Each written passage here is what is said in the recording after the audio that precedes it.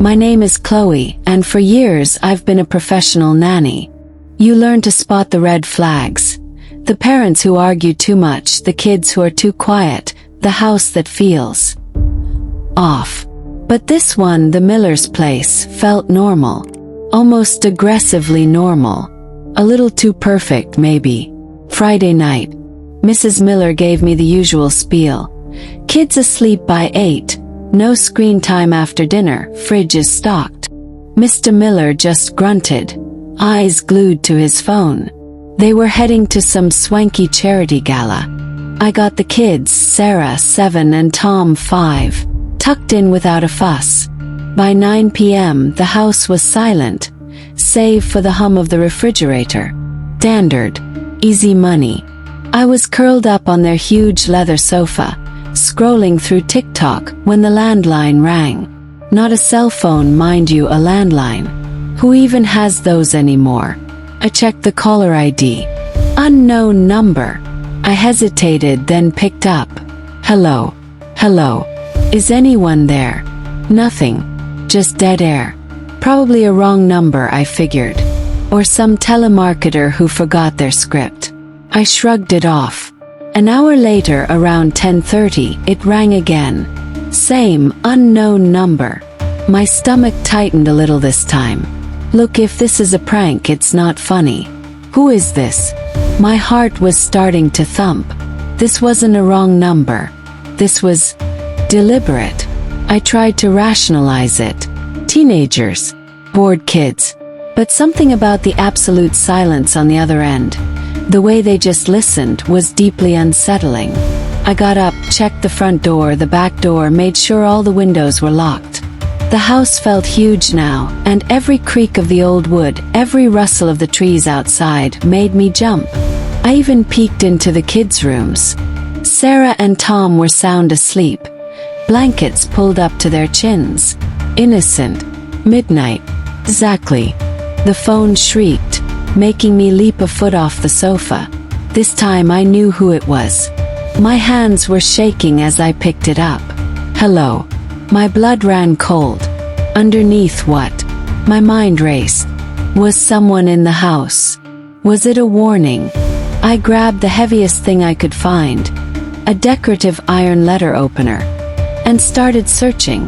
Every closet, behind every curtain. Nothing. The whisper echoed in my ears. Underneath.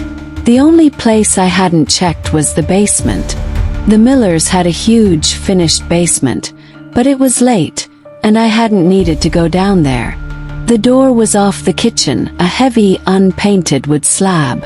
I stood there for a long moment, listening to my own ragged breathing. Every instinct screamed, don't. But the thought of someone hiding down there, waiting. I flicked on the light. The stairs creaked under my weight. It was just a normal basement. Laundry room, storage, a small guest room. Nothing out of place. No shadows that looked too deep. Just the hum of the furnace. I was about to turn and go back up when something caught my eye. In the small guest room in the corner, there was a tiny, almost invisible crack in the wall. I leaned closer. It was a closet door. A very small closet door, painted the same color as the wall. It looked like it had been sealed shut. But now it was slightly ajar. A wave of cold air hit me. It wasn't a closet. It was a crawl space. Dark. Messy. And in the very back, almost completely hidden by shadow, was a small, dusty blanket. And something else. Something small and pale.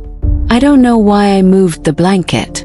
Curiosity, fear, instinct. But when I did, my breath hitched. There, huddled against the back wall, was a child. Little boy. Thin, pale, with huge, terrified eyes. He looked no older than Tom, maybe even younger. He was wrapped in a grimy blanket, clutching an ancient, chipped rotary phone. The one the Millers kept in the kitchen. He looked up at me, his eyes wide with a mixture of fear and something else, hope. He didn't speak. He couldn't. His lips were chapped, his throat probably raw from disuse. He just stared at the phone in his tiny hands.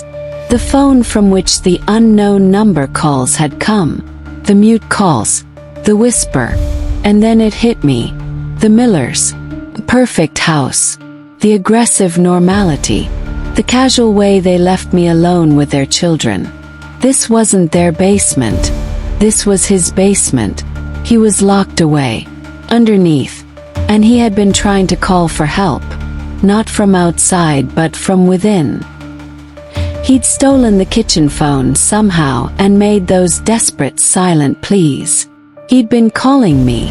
The only person who might pick up. The only person who wouldn't just hang up on an unknown number. Because he knew somehow that I would be there tonight. The new nanny. I helped him out of that crawl space, my mind reeling, my hands shaking. I called the police from my cell phone, keeping the boy close, not daring to let him out of my sight.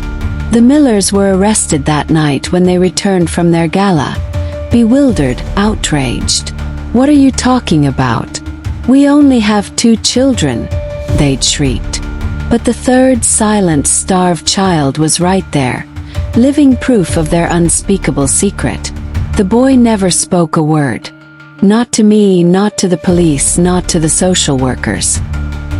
He just clung to that old rotary phone, as if it was his last link to a world that had forgotten him. They say he's in a good foster home now.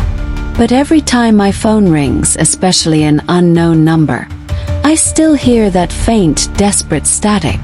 And sometimes late at night I hear a whisper, underneath, always underneath. What would you do if you received a mute call? If you like this story, make sure to hit that like button and subscribe for more tales that will keep you up at night. And tell me in the comments, what's the creepiest call you've ever received? Sleep tight.